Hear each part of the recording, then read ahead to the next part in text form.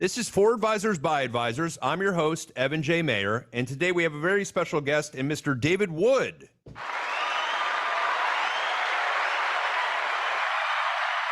How you doing, David? I'm doing really good. Great to see you today. How are things? I am great. Awesome. David is the Chief Visionary Officer and founder of Gateway Financial Partners. It is a firm affiliated with LPL Financial, both on the commissionable side, but they are a hybrid RIA, though they do custody most of their assets with LPL. So it's a really good, obviously a great relationship with LPL so far, yes?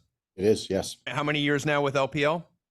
So we came over, I started in the industry in 1986 and founded Gateway in 1994. We came over to LPL through the acquisition of National Planning Holdings that they made in 2018. So we've been with LPL for coming up on 6 years. 6 years. Awesome. Awesome.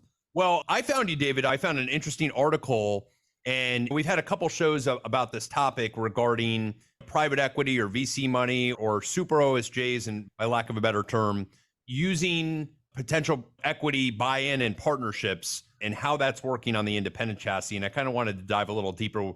I'm not only somebody that's currently involved in it, but that I would say is more pro it than opposed to it and get a different point of view. So, but give us a little bit of a history about you, kind of how you got started in the business, how Gateway got started, and then kind of how that's evolved into maybe this new model. Sure. So my second year in college led to a job in the financial services industry. This was pre-stock market crash of 1987. So I got in really early. I was actually sitting at a Bunker Ramo machine for the stock market crash in 87, which was quite the treat and quite a great time to get in. So I started in a support capacity at a local broker dealer. That firm, after the stock market crash, ended up going out of business. And I subsequently had dropped out of college and went full-time into the financial services industry.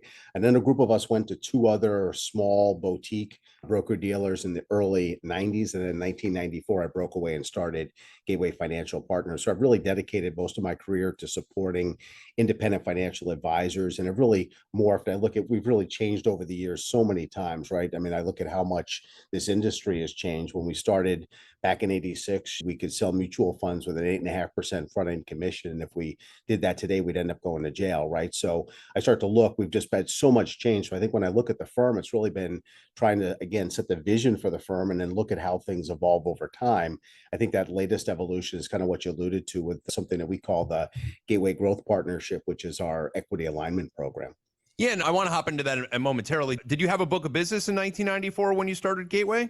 I did. So I started with my own client base. And then over time, I really recognized in order to be fair to the clients and then also to really be focused on the scale of supporting advisors, it's very difficult to do both. So today I do have a couple of individual clients that I've had forever, but I'm not taking any new clients on. I've got only a couple of relationships with really very small clients that I've had forever that I really like. So I've retained them. How many years ago did you decide to go that route? Was it 20 years ago or was it more recently? No. So, I mean, by the early 2000s, I had pretty much jettisoned my client base to other financial advisors within the organization. I've been very actively involved with the public, so I still get a lot of referrals back into the firm, and that's been a great source of other referrals and leads for other advisors within the organization. So I refer a lot of potential clients to advisors within our firm, but I don't take on any of those clients individually. And how's the growth metrics change? You mentioned on a pre-call with me just about $7 billion in assets now, which is amazing. It's a very large amount of AUM. Where were you guys in 2000, 2010, 2020, and today? Yeah, I can give you a good example. So when I look back at National Planning, we joined National Planning in 2003. Okay. And we left a National Planning through the acquisition of the broker dealer by LPL, which was announced in October of 2017. And I'll just give you a number. So we did twice the total revenue in October of 2017 that we did in all of our first year at National Planning. So just tremendous growth. And I think that growth has continued. We made an acquisition of a firm last year based in Wisconsin, another hybrid LPL firm. So we added on about 75 advisors through that acquisition. So we support about 170 advisors today in 26 states. Although when you look at the growth, I think the best is yet to come. And I think part of that is just some of the dynamics that are happening in the industry. We've got a third of our industry is expected to retire in the next 10 years. We've got an unprecedented unprecedented need for financial advice, right? So we've got a big need for financial advice. We've got a third of the industry that's going to retire in the next 10 years. And that's coupled with what's happened in the kind of the broker dealer and RIA space. In the last 13 years, 40% of the broker dealers have disappeared. So we've got a big contraction of the number of firms and options. And with that, we've got a big need for advice and retiring advisors. So when I look at where the industry is positioned, I think that the big growth for the folks that are really well positioned is in front of us. It's not behind us. And I think one of the industries that I look at that's gone through a similar consolidation is doctors, right? So if you look at how doctors operated in the early 2000s, a lot of doctors owned their own practice. And it was a doctor, a physician's assistant, and a support person who maybe did scheduling and billing. Yep. And today, those doctors are all part of an aggregated group. And I really see the same thing happening with financial services. And I think one of the accelerators of that is our aging advisor demographic that is looking to transition. Those practices, in many cases, are transitioning to firms with a lot more scale. And I think advisors need a lot more scale. So when you look at what pushed those doctors out of the industry, what they wanted to practice medicine, they enjoyed that. They like seeing the patients the same way that financial advisors like to see their clients. The part that was the friction was the running of the operation. And I think that's where our firm has really stepped up. Use the word super OSJ. I really look at us like a superior OSJ, because I think one of the big trends in the industry, those OSJs started to really aggregate together to get higher comp for the broker dealer, and in many cases didn't provide a lot of support, and in many cases today in the industry still don't do that, which is very different than the model that we've created. We've got about 2/3 of our advisors operate under our brand and in our ecosystem. So Yeah, when you're I was gonna ask you about that. So if somebody wants to join Gateway tomorrow and they do want to operate under a different flag, are they able to? Sure. So we've got two affiliation models. We can support someone as what we call an independent business partner, where they can raise their own flag, and we can still assist with a lot of the compliance technology oversight. But the biggest area of growth for us has been really advisors. We call it in our ecosystem. So these are advisors that number one, we always want to keep the advisor front and center. In everything we do, we're trying to create an environment where we're, from a marketing perspective, we're keeping the advisor front and center. The advisor is the key to the relationship. But what we're doing on the back end is we're taking away things like technology, marketing, client support, operations, some of the leadership roles in helping advisors make acquisitions or get some intellectual capital. So we're just trying to provide more scale to those smaller business owners so that we can keep those advisors independent, right? We want to keep them independent. So it's sort of like a franchise model where you can just get a lot more scale under the ecosystem. Yeah, they're staying under your ecosystem, under your flag, and at the end of the day, they're able to scale their business, but also still own their location and own their clients and own their book. 100%, right? So that ownership is important, right? It's a 1099 model. The advisor owns their clients. We're not trying. I do want to hop into that. So 3 years ago, about 2 years ago, you basically doubled in size with an acquisition of another LPL affiliate. Kind of, they joined ranks with you guys through the Gateway partnership. And Right. did that acquisition, was that also going under Gateway, or were they going under individual names, or were they already joining the ecosystem that was in place? Right. So it's a great question. So the acquisition happened a couple of years back. And when we did that acquisition, there was a retail operation associated with that OSJ. So the retail operation did change its name to Gateway, and Okay. the OSJ was rebranded, and the company and RIA was rebranded as Gateway. But what's happened since then, nearly 20 of those advisors have come under our ecosystem, right? So I think it's advisors that we certainly give them the choice of doing what they want to do. We want to support that independence, and there's no pressure to do that. I think what happens over time is advisors realize there's just a lot more scale behind that. This goes back to the other challenge too, is that your more sophisticated, higher net worth clients, when they show up to an advisor's website and it's the advisor and his dog, in some cases, I'm not sure that exudes a lot of confidence, right? So I think part of having a contingency plan, having a backup plan, maybe having a younger advisor associated with an older advisor. We've had a massive success with sell and stay strategies where an older advisor partners with a younger advisor. That has been a major catalyst for growth for not only the younger advisor, obviously, but also for the older advisor who maybe has clients that had questions about what his future looks like. And with that type of strategy, we've been able to keep advisors in the business a lot longer. Our senior advisor, who's been with the firm for 30 years, is 83 years old and he's still in the office every day. So it's a cool business that you can do that, right? We're not out doing manual labor where our body is exhausted. Maybe our mind gets a little exhausted sometimes, but we had that flexibility, I think, to work for a long time. And I think a lot of advisors really enjoy what they do. And I think that keeps them young in a lot of cases. And they want to continue to serve the clients that they've served No, for their entire career. Yeah, and it's good. It's good to have those kind of partnerships. So let's talk a little bit about the article that I had read. Merchant was a big company kind of entering the space. I know that they bought into some firms here. They bought into some firms elsewhere. I think they took a decent stake in LPL. Or they're not a partner with you. Is Merchant your partner now? Merchant is not. So we're not private equity backed, right? So I think this is one of the differences from what some of these other organizations have done. There's a number of firms that have created some type of alignment between the firm and their financial advisors, which is basically what we did. So part of this, I think, goes back to one, the culture of our organization, which really relies on partnership. It's in our name, but it's really a core value that we have. So this year we did announce that we aligned our equity interests with that of 50 of our advisors and all of our team members. So we have a stock option award program for every one of our team members. It's based upon salary and number of years of service. So for every year of service, they're getting an equity award here, and that goes up every single year that they're here. And we've been able to, I think, use that as a way, while we've really retained people, I think it's really a way to align that interest and reward the people and create So that. you're not bringing private equity into the fold yet, as far as maybe not ever, but right now, no private equity or VC is helping to fund that. We have a private firm. We have a firm that we've aligned as a capital partner, but Got it's it. not private equity. So I think one of the differences with that structure, not to get overly complicated, but private equity is somewhat challenged with taking a revenue stake or equity stake in both broker dealer and RIA business. So when you look at the typical transaction, most of these transactions have occurred on RIA business only. Hmm. Because we're not private equity backed, we have the ability to do it on both broker dealer business, insurance business, and RIA business. So our structure is a little bit different, but that equity alignment program, again, is designed to align our interest with the equity alignment with the financial advisors that we serve. And I think when you start to look at this, is that these advisors, a lot of them operate under our brand, but now they actually can own the brand.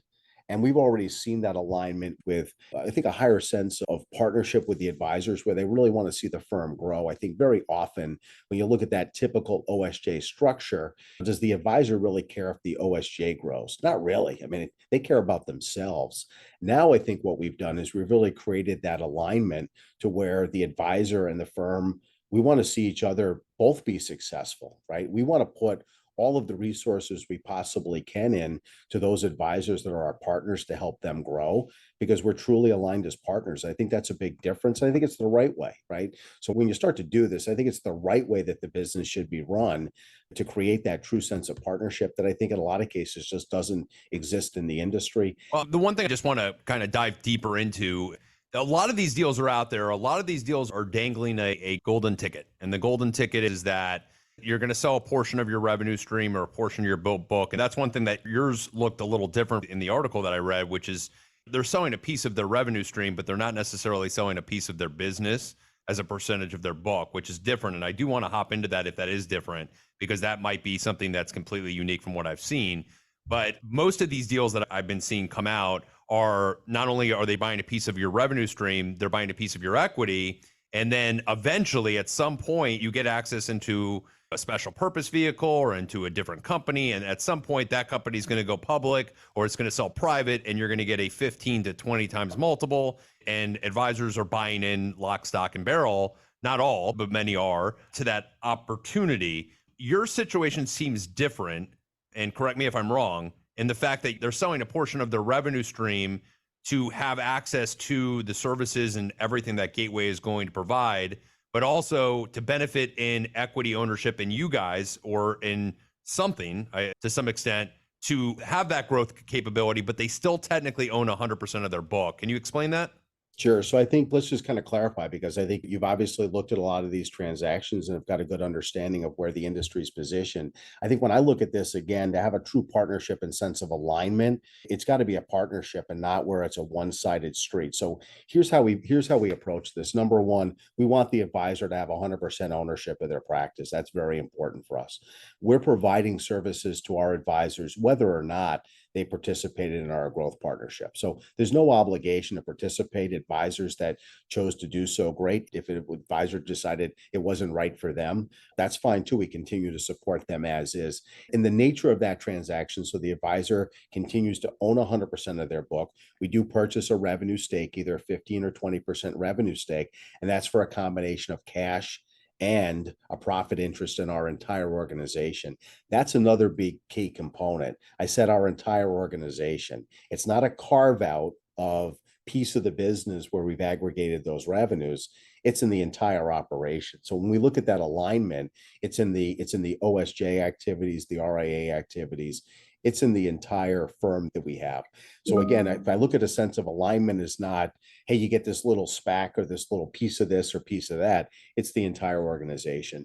So we also want to reward growth. So as part of that, there's a couple of different cash options that we provided the advisors. We have a higher cash option with lower profit interest, or a lower cash option with higher profit interest. We wanted to give each advisor that flexibility. A number of advisors have already used this to make acquisitions. So our multiple is way above what an advisor would acquire a practice for. So they can partner with us, use our capital in many cases to make acquisitions that they never would have qualified for. So we've got a number of advisors that financially were buying practices that were too big to buy on their own. They didn't have the financial resources. They're great advisors, but they didn't have the financial resources to buy that big of a practice. So we've stepped up with our capital to fund basically the entire down payment. So an advisor can put 40, 50% down on a practice, lowering their debt service, which in today's higher interest rate environment is really attractive to For them. sure. So they can deploy our capital, I think, to really grow their practice. Here's another key aspect too. We want to reward growth. So every year an advisor's practice grows above a benchmark, which is tied to the stock market, right? So every year an advisor's practice grows. If they grow, we're going to give them additional profit interest units. So we want to reward those advisors that are growing. We didn't How view does this that work out? Look, can we dive into that a little bit? Sure. So it's not per se equity and gateway, it's a profit sharing arrangement.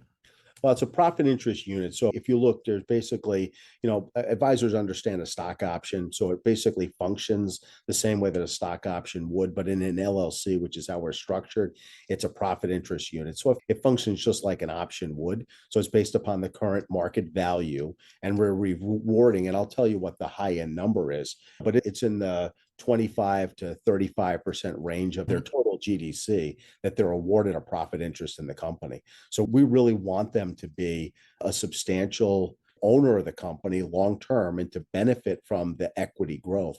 So if you think about this, there's a couple ways to look at this. One, advisors very often don't have a very diversified financial picture, right? They've got a house and they've got all their equity tied up in their business. So this is a way for an advisor to get some liquidity today, still own the equity, but the equity now is really look at it like in an ETF of all of the financial advisors and the practice that we've built here, where they can diversify part of their equity. That diversification is really cool because there's going to be years that advisors grow a little, and there's going to be years advisors grow a lot, and the collective pool gets to benefit from that. So our top advisor last year grew at 58%, who's in our growth partnership. So that growth of his practice is helping the entire pool of people. And then he's going to get additional equity units every single year that his practice grows above a couple of benchmarks. So we want to really have them. How does that get paid out though? Those equity benchmarks, is that upon the sale of Gateway, or is there a cash dividend that comes along with that? What's the end goal?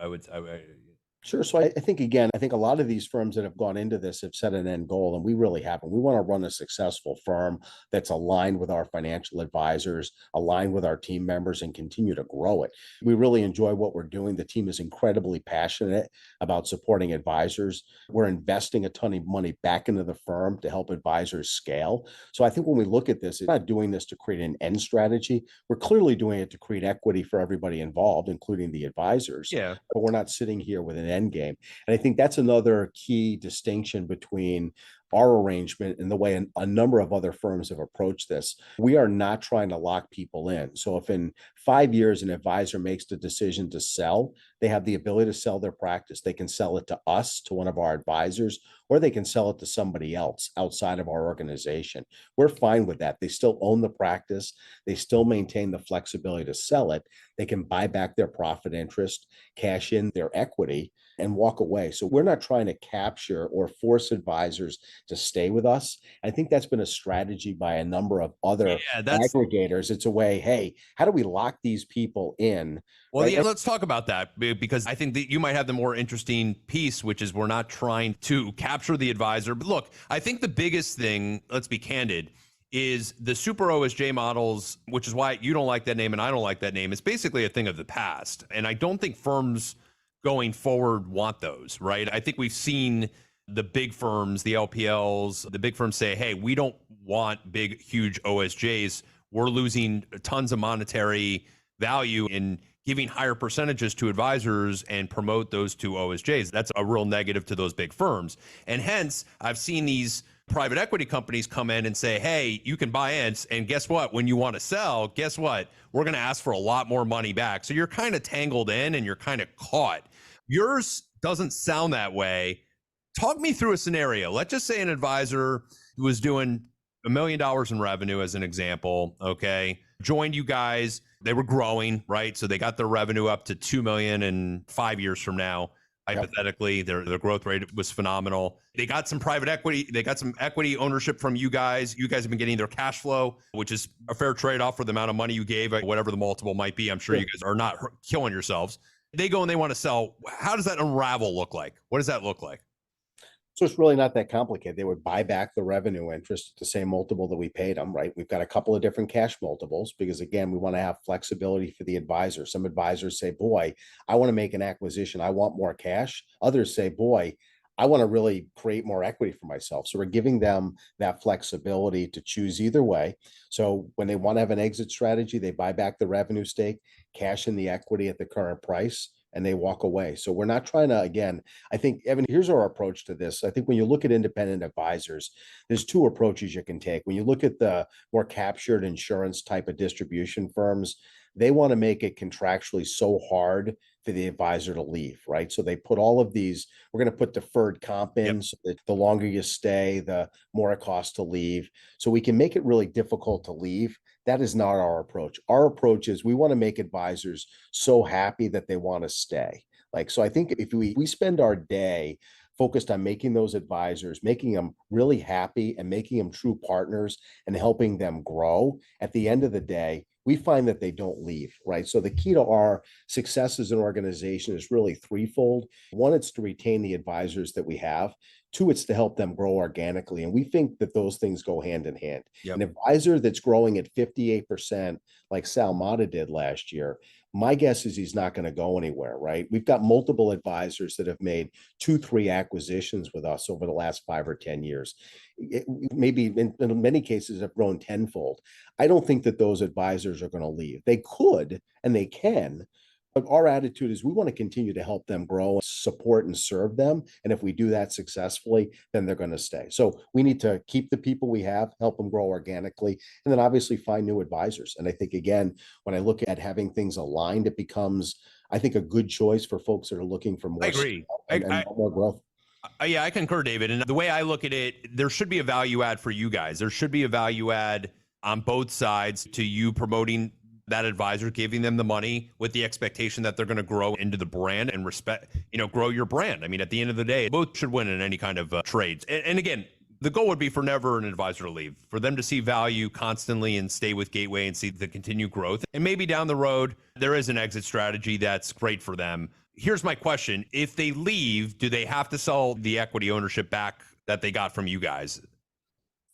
So if they leave voluntarily, yes, we give them flexibility in a sale, or in the event of death or disability, we give them a 6-year window to get out of their equity. So we don't want to force them out year one. There could be some adverse tax implications of doing that. So again, as we look at ways to create a partnership, forcing them out, the day that they pass away, we don't view that as the right decision. We've got advisors have dedicated their life here. We've dedicated a lot of resources and help to them.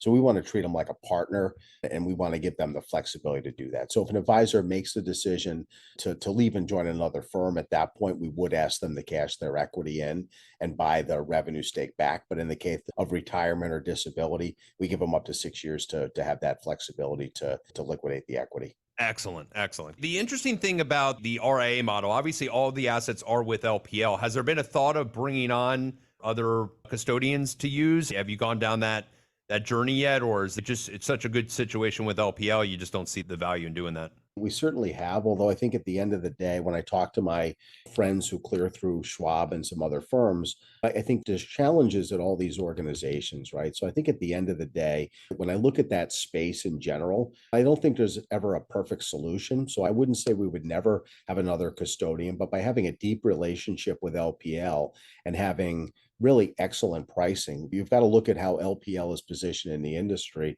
They're really a dominant player and they continue to grow at a very rapid rate. So we think they're a good partner to have on the clearing side and a good partner to have on the broker dealer side. We talked to a number of folks. Obviously, we're recruiting a lot of people. I think we've had 8 new affiliations in the last 2 months. So we're bringing advisors over from wirehouses, which is probably a broken model, but then other independents where I think the big difference is I don't think people are necessarily joining us for a broker dealer or a custodian, right? I think when they're looking to affiliate with us, they're looking to affiliate because they need more scale in what they're doing, and it becomes front and middle office decisions, not back office decisions, right? The back office, a lot of good choices on the back office side. But where advisors really need the most help is on the front and middle office. I think those are the solutions that we're really solving for. And those are the solutions that I think make the biggest difference in advisors' practice. Excellent. Another question for you. We're seeing a younger generation of advisors come up, and we're seeing that older generation. I think the average advisor is like 62 years old. Crazy. So it's a prime time to get those younger advisors and older advisors together. But as you're recruiting, many older advisors need a lot of those other services that are offered by platforms such as Gateway, where they'll have a paraplanner and they'll have assistant support and they'll have this and that and this and that, and they add all these tools. The younger advisors, many of them are coming out as CFPs already. They're coming out as planners. Their need is a little bit different. And some of those things that you're adding to your platform, they may not see the same value as the 55 or 60-year-old advisor that, does A-share mutual funds and C-shares and really needs a paraplanner, needs all those services. As you're going through and deciding what services to add and seeing the value in that for the advisors, your recruitment, what is your process and how do you determine where to put that money? Because you're the chief visionary officer, so your vision's got to be good on kind of where the future's headed. How are you making those decisions? Well, that's a really good question because I think this industry is clearly facing a shortage of younger advisors. So those younger advisors are going to have the responsibility for, I think, servicing a lot more clients at lower margins than ever before, right? So I mentioned earlier in the podcast that I sold an 8.5% front end loaded mutual fund, which was the norm back in the early 90s. That was the norm, right? So if you think about the barrier to entry, if I had $100,000, which today is obviously a lot more, but that was a pretty good payday. Today, one of the challenges is pricing. So I think one, as a firm, we need to be really supportive of getting younger talent and getting more diverse talent into our industry. I think that women are going to be one of the fastest growing segments of the financial services industry, because if you look at it, the old men sold products to people and the women are much better with the relationship. So I think at the end of the day, 100%. I think that's a segment that's going to really grow. I think that younger advisors, sure, they come out with the CFP. I think they still need the same support, though. I think that the support that they need, a lot of it revolves around marketing and marketing very differently. So we go talk to a 65-year-old advisor who throws his hands up and says, I get some referrals. I don't need any marketing. You see a very different attitude with the younger advisors. They're keenly aware of the importance of a client experience. And we're in the process now of eliminating our marketing team. And I say that kind of jokingly because we're not going to get rid of the people, but we're going to change the name to the client experience team, because I think that the word marketing too often is thought about trying to do a seminar and getting new people in the door Yep. and not providing an amazing client experience, which is really what we're trying to do. So when I look at those younger advisors, they're keenly aware of the importance of the client experience. We've got a number of younger advisors who are absolutely crushing it. I think they've approached the industry differently. And what's happening is they're using their youth, as Ronald Reagan said, right? I'm not going to make age an issue of this campaign. I'm not going to exploit for political purposes my opponent's youth and inexperience. They're using the same thing by turning around and using their young age by talking to clients and saying, hey, at 65, when your advisor is 75, do you want to be finding a new financial advisor during the most important part of your retirement age? And clients don't. They want a younger advisor, someone that can be there long term. So I think younger advisors that are getting the messaging right and providing a unique skill are really crushing it. So I think when we look at resources that we apply, we've got a very big marketing team. The marketing team consists of people that do a lot of digital marketing, full-time social media people, full-time graphics design, full-time multimedia. We call it kind of a specialty in graphic design multimedia. So we want to take advantage of all of those new and upcoming technologies to make sure that those younger advisors have the resources that they feel that they need to really survive. I think the older advisors that have more established books say things like, well, I don't need to be on social media. And I think that they don't understand the impact, the negative impact that has if you really want to grow. Now, if you want to coast for another 5 years, no, you don't need social media. But if you want to grow, you need social media. You need that public persona and public approach to be very findable. And the older advisor doesn't care about this. So I think it's about having a blend of resources to provide all of those advisors. We're very interested in recruiting those 60 and 70-year-old advisors because we look at that as we want to be the succession plan for those folks. So Oh, yeah. very attractive. We want to be there for them. You got to have everything for everybody at this point. So, David, talk a little bit about recruitment. We were just on that topic about recruitment. Advisors, the older generation's leaving. A lot of them are stuck in the banks. They're stuck in the wirehouses. They've been there for 20, 30 years. A lot of them are considering sunsetting where they are. What are some huge benefits to them not sunsetting? What's a huge benefit to joining Gateway, as an example? I think part of that depends upon the age of the advisor. Right? I think if some of those older wirehouse advisors in their late 60s, 70s, maybe mid to late 70s, some of them might be better off sunsetting at the firm because a move at that point in their career, especially with an older client base, can be pretty difficult and it may not make financial sense to do that. I think what's going to happen is you'll see the younger generation that comes in, makes that acquisition. You'll see them moving out after that acquisition is made, really getting a better value proposition, better, I think, technology, better economics. I think that's going to be the point at which a lot of those clients come out of sunset. Now, in a wirehouse, or if you're maybe in an Edward Jones type of structure, you've got plenty of opportunities for that succession plan. As you move to independence, I think that becomes harder and harder. Maybe not hard with a firm like LPL with 20,000 financial advisors, but if you're at a smaller broker dealer, this is becoming more and more challenging. I think one of the other parts that we've created with our value proposition is a simpler succession plan for an advisor because clients don't like that transition. So when I look at, we helped about 20 advisors in the last 2 years with some type of merger or acquisition activity. And some of those are internal, some of those are external firms coming from outside of broker dealer to our firm and our custody. One of the cool things though is we've never done a clawback anytime that we've moved LPL to LPL or that we've moved brand to brand because there's really no friction, right? So if the brand doesn't change, the phone number, technology, email, support system, statements, nothing changes. There's very little friction for the client. So I think we're creating more value for advisors with that consistent brand. Let's face it, if someone makes an acquisition, first thing they're going to do is they're going to rip the name off the wall and put something else up. Why not be in better control of that? And having advisors throughout the country, we have the expertise to help with that and find really good succession partners for that. So I think some of those older advisors at those wires are going to sunset there, but I think a lot of them are also moving. I think they're moving now because they recognize that getting out of a more captured environment is ultimately going to lead them to creating more equity value. And I think that's something that advisors earlier in their career don't necessarily think about it. They think about the income they can make, not necessarily the equity that they can build.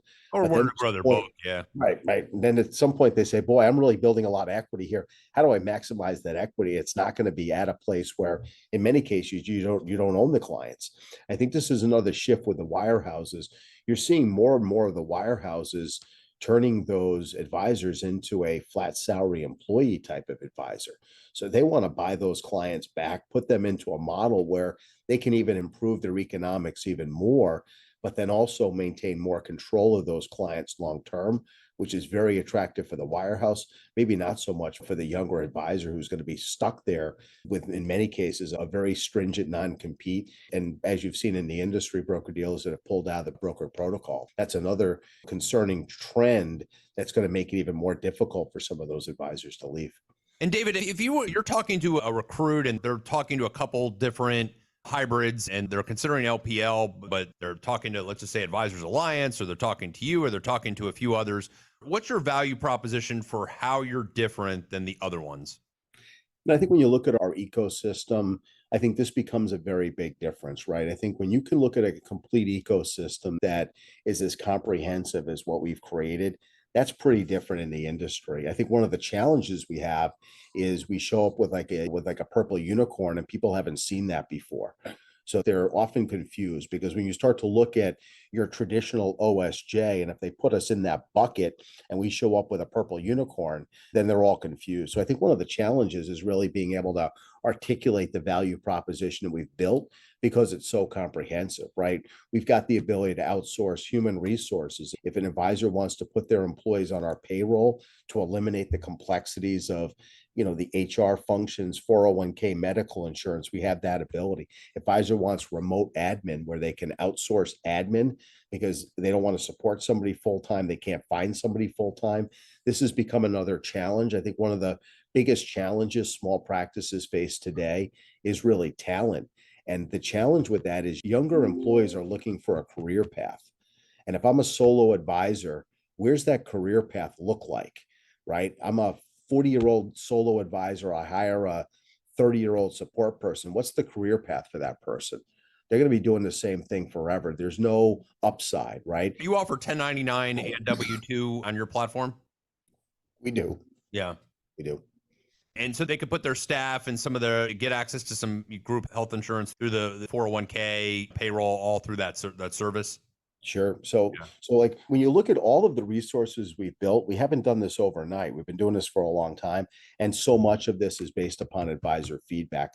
And I'll show you the level of detail that this goes. We have an online e-commerce store for client gifts, and we control the entire experience. So we have a manufacturing facility about a half a mile from our headquarters here in Connecticut, where we've got sublimation equipment. We've got two giant industrial lasers where we can laser etch wood, plastic, leather, metal. We can laser and make virtually anything, right? So Yeah. when you start to look at this, there's a great example of a friction item. So these are items that will have the client's name on them, right? So there's a lot of friction with that. There's custom manufacturing, but then if an advisor buys a gift for somebody, then they've got to go back and they have got a used Amazon box. That's all they have to ship it. So that doesn't look very good. So there's a lot of friction in something as simple as sending a client a gift. We've got advisors that have dramatically increased their production by showing the clients the love and have used that marketing store that we've created as one of the ways to do that. So by controlling that entire deliverable, one, we're able to bring the cost way, way down because there's no middleman in that. There's no middleman in that process. We're buying things in bulk. We've got a very efficient process to do that. We do the full deliverable. So again, this goes back HR, marketing, client gifts. So much of what we've done has just been based upon advisor feedback saying, boy, I've got friction in this. Is there a way for you to solve that? Yeah. And we're going back and solving it. And that continues to evolve. We are not complacent at all, right? So if one of our team members ever said, well, we do that this way because we've always done it, that person wouldn't work here anymore. That would never come out of somebody's mouth. We're constantly looking, I say, to blow things up. I mean, I think that could be done in a good way, right? Because I really want to question whether that's the right approach to what we're doing and continue to push it. So we survey our advisors every single year. We spend a lot of time with them looking for feedback. We've got a partner advisory council, which gives us feedback on a regular basis as to what we should be looking at, whether that's technology. And we're very aggressive in the things that we want to roll out because we want to stay cutting edge and we don't want to be complacent, because I think complacency in this industry is just a killer right now. 100%. And I think adding value, I think you're right. There's a lot of advisors that are looking to go independent, but also want to be part of a team.